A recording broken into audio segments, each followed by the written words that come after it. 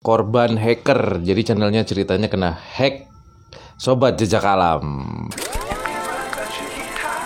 Everybody, selamat datang di podcast Kotaro Kreatif bareng sama saya Wawan Kotaro. Ini kan yang kalian tunggu-tunggu, kalian minta kita upload video panjang. Oke. Nah, kita bakal ngomongin soal hack. Fenomena yang terjadi di YouTube itu banyak channel-channel yang kena hack. Salah satunya adalah Sobat Jejak Alam. Kenalin dulu satu persatu, siapa nih? Oke, gue Chandra. Terus. Oke, saya di sini Nono Fabiano, teman-teman. Ini namanya Sobat Jejak Alam ya? Iya. Dulu pernah kita podcast bareng sama Chandra, jadiannya nggak bisa. Ya. Itu yang judulnya adalah 6 bulan monetisasi. Nah, sekarang 1 tahun kena hack.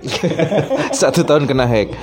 Nah, sebenarnya kan kalau ada sebab akibat ya, bahwasannya channel kena hack itu pasti ada sebabnya. Nggak mungkin tiba-tiba orang nge-hack itu juga ada jalur-jalurnya pastinya.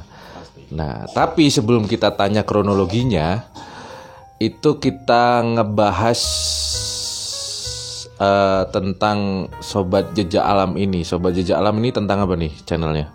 Ini tentang perkutut. Perkutut ya, seputar perkutut.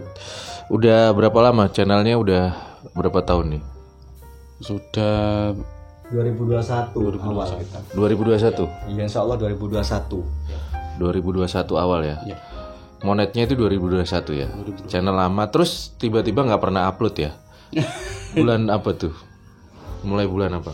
bulan 3 bulan belakang, hampir 3 bulanan kurang lebih nggak pernah upload. Kenapa? Ya karena faktor faktor usia. Enggak, emang kebetulan kita kan juga ini teman-teman fokus pada pekerjaan utama gitu loh. Iya, berarti usia. Iya. Faktor kebutuhan ya. Faktor kebutuhan juga. Nah, kan sebenarnya kan kalau YouTube ini cuma sekedar ya mengapresiasikan passion kita gitu loh. Masa sih? Bukannya cari duit juga. Iya. Iya. channel hilang nangis. Oke, iseng-iseng berhadiah. Kalau iseng ngapain kena hack, pada bingung. Oke, setelah 3 bulan akhirnya nggak keurus, tiba-tiba kena hack. Itu gimana tuh? Nah, sekarang kita ngomongin kronologinya. Yang pegang channelnya siapa? Chandra ya? Itu kronologinya gimana? Tiba-tiba udah tahu belum penyebabnya apa? Itu ceritanya dulu deh. Ceritanya itu gimana? Buka handphone kapan? Terus tiba-tiba gimana gitu? Ya. Jadi awalnya itu saya ganti ke handphone. Dari handphone saya pindah ke laptop sebetulnya. Jadi dari pindah data. masuk iya, mau ngupload itu lewat laptop. Oh, udah mulai aktif mau Iya. bikin konten lagi. Iya. Terus Setelah saya masukkan email, kemungkinan itu ya, soalnya ada 2 kemungkinan. Saya di HP itu ada muncul pemberitahuan, notifikasi, lalu saya oke, terus hilang, tidak ada kelanjutannya atau notifikasi dari Google apa? ya itu masalahnya kan, tahu-tahu muncul ada gitu yang loh. masuk berarti ya? Kemungkinan. Ada yang ya terus. Nah, tapi yang saya pikir setelah saya masukkan email di laptop itu langsung ke hack gitu loh, langsung ke nggak bisa akses lagi. Jadi ciri-cirinya laptop itu waktu itu memang ada pembaruan Chrome ya. Pembaruan Chrome saya update. Setelah itu entah software apa yang diinstal waktu itu. Jadi Lupa ya? iya, nggak ada memang. Tapi sempat inget install apa atau ngeklik apa gitu? Iya, pembaruan Chrome. Itu pembaruan dari mana? Play Store? Nggak ada, dari Google itu. Tiba-tiba ada notif gitu loh. Tiba-tiba ada notif muncul ke HP gitu loh. Oh, berarti bukan dari Play Store ya? Bukan, kalau yang di HP ya itu yang pertama. Tapi kalau yang di laptop itu beda lagi. Oh iya ya. Jadi di laptop itu saya nginstal pembaruan Chrome karena Chrome-nya sudah lama. Nah itu kemungkinan itu phishing katanya orang.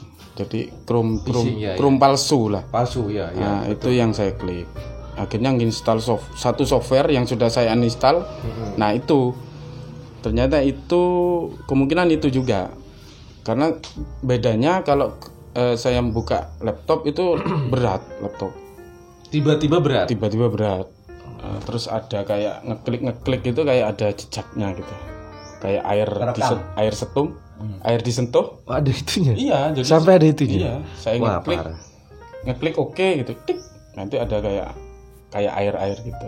Jadi cirinya kayak gitu sih sebetulnya itu mungkin. Jadi memang kesimpulannya adalah jangan mudah ngeklik software. Jadi metodenya udah mulai beragam ya, ada yang link, ada yang berupa notifikasi gitu ya. Iya, pembaruan. Tapi handphone dipegang sendiri kan, nggak dipegang anak, nggak ya. Nah kadang-kadang juga ada yang itu gara-garanya handphone itu nggak dipegang sendiri, kadang dipegang satu keluarga, anak, apalagi anak-anak ya. Kadang istri juga kadang nggak ngerti apa-apa, tiba-tiba ngeklik ada iklan masak-masak atau apa tiba-tiba muncul, bisa jadi seperti itu ya. Jadi hati-hati rawannya seperti itu. Terus kan bingung, sempat hubungi saya kan waktu itu kan. Bingung, sobat jejak alam kena hack. Bingung lah kok. Saya juga bingung, wah ini udah keberapa kalinya. Jadi bukan hanya kalian yang hubungi saya, ada 2 orang. Yang pertama New Crayon, itu channelnya hilang, nggak bisa terselamatkan sampai sekarang. Untungnya channelnya masih kecil, tapi sayangnya itu channel udah mulai tahun 2016 hilang. Tapi ya dia nggak masalah karena tidak terlalu fokus di bidang YouTube. Terus ada satu lagi orang tua nih, bapak-bapak, namanya Pak Kusno, orang daerah saya situ. Terus dia itu bingung, kena rampok, saya kerampokan. Jokes bapak-bapak, kerampokan. Kerampokan Pak. Terlalu dramatis ya. Iya, jokes bapak-bapak. Iya. Jokes ala era Jojon dan Bagio. Sri Mulat. Terus tiba-tiba ternyata kena hack. Jadi nggak bisa kebuka. Nah setelah itu bapak-bapak kan ngertinya Facebook. Saya suruh laporan ke Twitter, dia nggak punya akun Twitter. Disuruh ngemail dia nggak tahu. Dan itu ternyata anaknya kan mondok di pondok pesantren. Udah SMA kali anak, SMP SMA mungkin SMP. Terus habis itu dia pulang, itu HP-nya itu HP anaknya mungkin. Jadi dia bikin channel di HP anaknya, di emailnya itu. Terus di anaknya pulang ya pakai HP, karena di pondok pesantren nggak boleh pakai handphone. Nah terus itu dia main nggak tahu. Nah sayangnya channel yang dibuat di HP anaknya itu adalah channel yang sudah monet, dan di situ sudah mau keluar duit 2,5 juta. Parah nggak tuh? Lumayan lah buat beli bakso, lumayan. Mangkok. Lebih. Terus habis itu saya bantu, saya masukin nggak bisa. Memang harus kayak gitu, makanya saya kasih tahu metodenya kan pakai chat atau email admin YouTube, atau kalau nggak di Twitter. Nah, ya namanya juga orang tua ya. Masa saya harus buatin akun Twitter? Kan juga repot juga. Akhirnya dia nggak sabar, ya udahlah saya ikhlaskan, dia bikin channel baru lagi. Jadi ya itu ketiga kali tiba-tiba kalian hubungi saya. Loh, kejadian lagi nih pasti. Nah itu gimana tuh? Kan saya ngasih saran waktu itu ya. Ya ngasih saran waktu itu kan Mas Wawan waktu itu bilang masih belum 24 jam bisa kok itu. Nah itu kita juga sama Mas Chandra ini kita coba otak-atik lah. Kita juga searching juga di beberapa video tutorial YouTube cara mengatasi hack. Itu masih gak berhasil. Terus kita masukin apa yang disaranin sama YouTube kan, kita ini lewat email kalau nggak salah Mas Chandra ya, suruh masukin kode apa gitu, tetap ketolak, nggak bisa. Akhirnya bingung sih kita, maksudnya calling down dulu, istirahat dulu lah, mikir sambil jalan gitu. Akhirnya Mas Chandra itu ada coba pakai Twitter, dia otak-atik HP ada akun Twitter dari YouTube Mas Chandra ya. Nah kemudian dia juga YouTube ya. Akhirnya dia iseng-iseng ini DM tim YouTube di Twitter tersebut. Alhamdulillah ada respon. Kemudian ya dari situlah akhirnya bisa dibantu. DM atau ngetek? Biasanya kan ngetek dulu. Ngetek dulu. Terus memang kalau permasalahan hacking kayak gini mungkin lebih cepat responnya di Twitter. Sebenarnya di Twitter itu banyak yang nggak direspon juga. Biasanya yang mengeluh protes kenapa viewerku kecil kayak gitu, itu nggak ada direspon pasti. Tapi kalau masalah hacking ini kan masalah serius. Nah terus habis itu kan saya saranin itu admin YouTube bakal merespon kan. asalkan kamu punya bukti-buktinya, data-datamu itu valid bahwasanya itu adalah channelmu. Itu gimana itu? Akhirnya si YouTube-nya yakin, akhirnya kembali ya channelnya ya. Itu gimana proses perjalanannya gimana? Jadi waktu sudah dari Twitter ada respon, saya hashtag itu dialihkan ke email. Jadi email bukan email yang dibajak, bukan email YouTube, jadi email pribadi. Oh, email lain berarti. Jadi untuk di hack itu emailnya ya berarti? Emailnya. Jadi untuk memulihkan email yang dibajak itu pakai email yang pribadi. Oke. Jadi itu disertakan waktu saya DM Twitter, email pribadimu apa, email yang dibajak apa. Nah, nanti kamu pemulihannya lewat email pribadi seperti itu. Jadi waktu dikasih link sama YouTube, setelah itu saya masuk ke email pribadi. Nah, itu sudah mulai dibales sama tim IT-nya YouTube. Terus? Nah, setelah dibales itu kunci utamanya itu kan pasti ditanya-tanya tentang video terakhirmu itu tentang apa gitu. Itu harus tahu seperti itu. Validasi ya. Ya. Terus nanti perubahan apa yang akan dilakukan setelah pemulihan seperti itu. Terus ada pertanyaan lagi yang paling penting itu nomor AdSense. Iya, AdSense. Iya. Jadi nomor AdSense PUB strip apa. Nah, itu masih ingat berarti? Itu saya ongkrek yang AdSense tidak ada ya di kertas AdSense. Enggak ada. Enggak ada. Akhirnya ketemu di email. Untungnya email yang dibajak itu kan enggak saya hapus yang lama.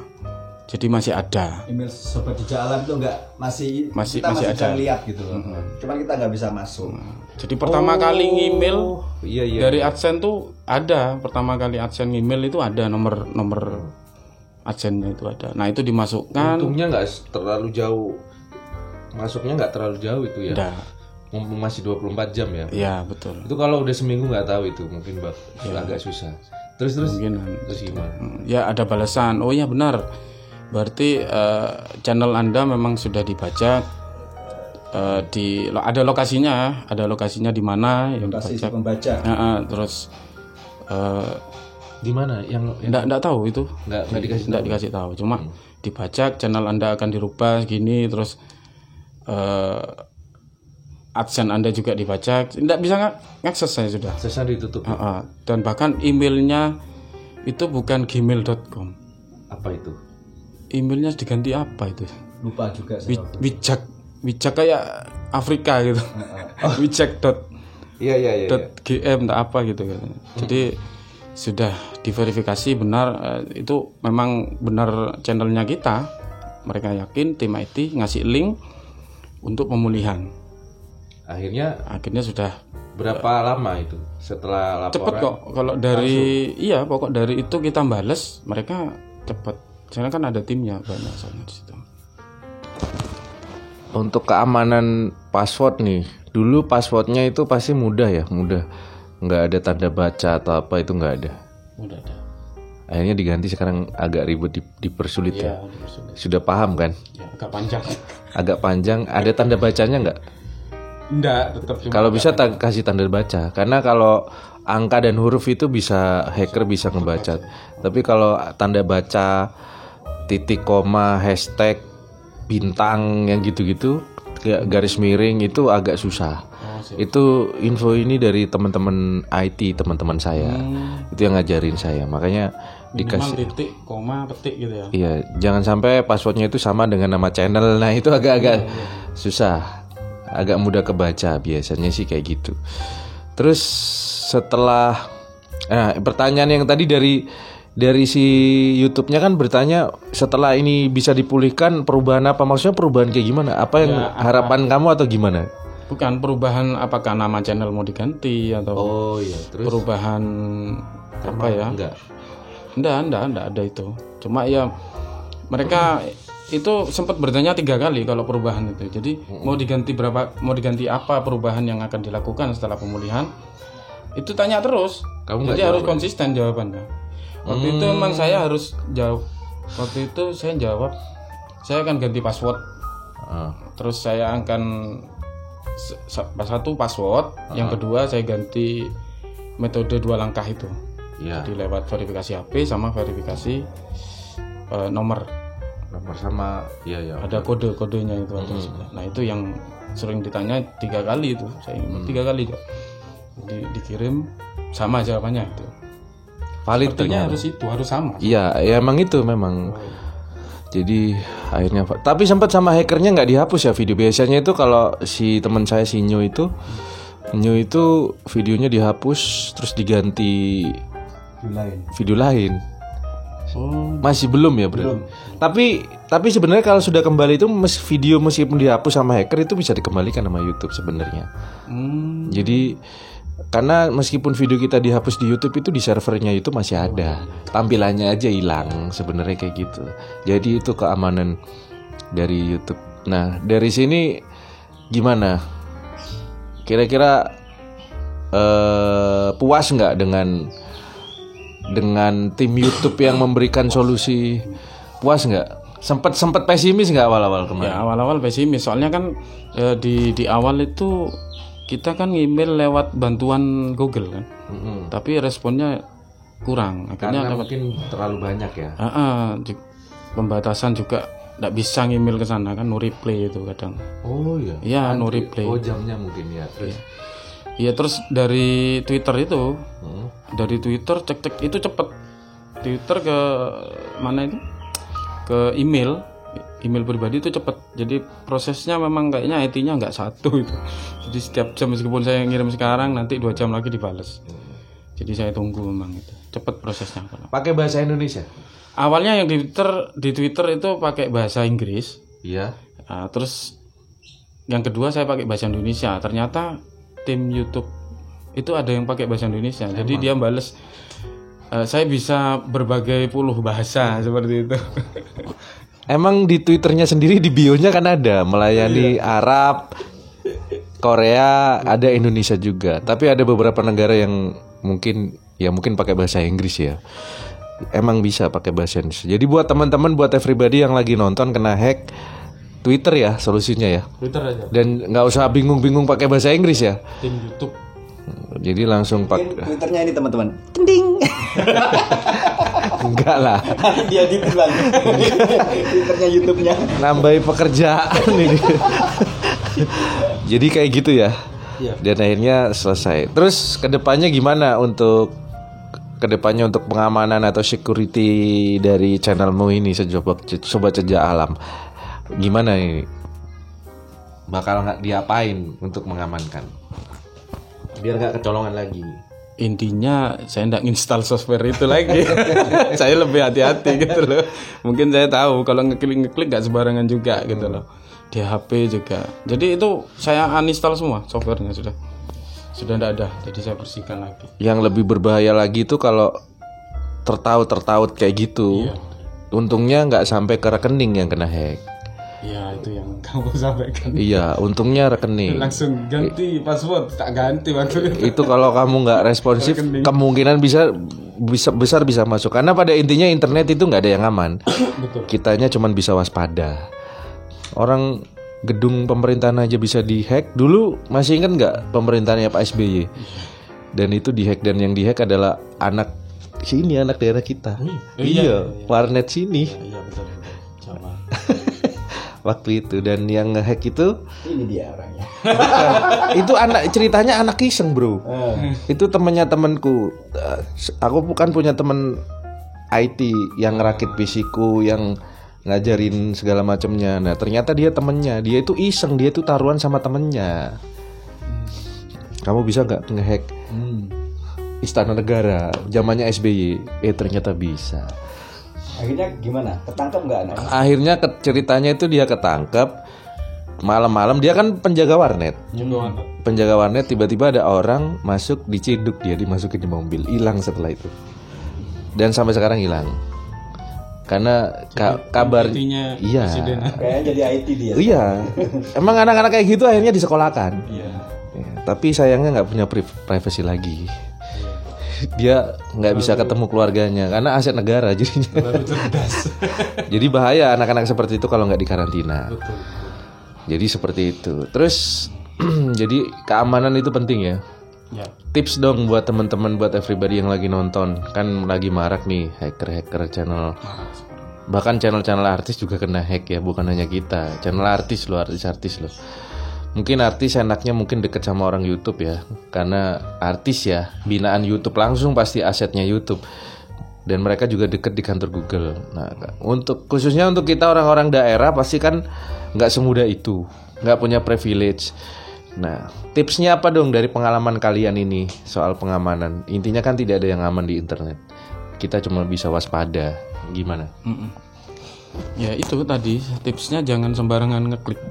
Jadi kita mencet ada pemberitahuan, pembaruan, kalau emang itu nggak resmi jangan dipencet seperti itu. Kalau terus kalau misal dari komputer itu harus hati-hati, software yang di-download itu harus resmi atau enggak. Jadi karena celahnya itu dia download, dia masuk juga software yang phishingnya itu masuk juga nanti di sana. Itu hati-hati ya. Iya, itu. Terus 2 langkah itu. Verifikasi 2 langkah, nomor telepon, kode, atau apa aplikasi enggak? Aplikasi, iya aplikasi autentikator. Kode, ya, autentikator kode itu. Itu sebenarnya kalau cuman itu juga mudah dijebol juga sebenarnya. Kamu kok tahu? Ya tahu dong. Iya, kalau sudah cuman pakai. verifikasi 2 langkah itu ya tetap bisa dijebol. Betul.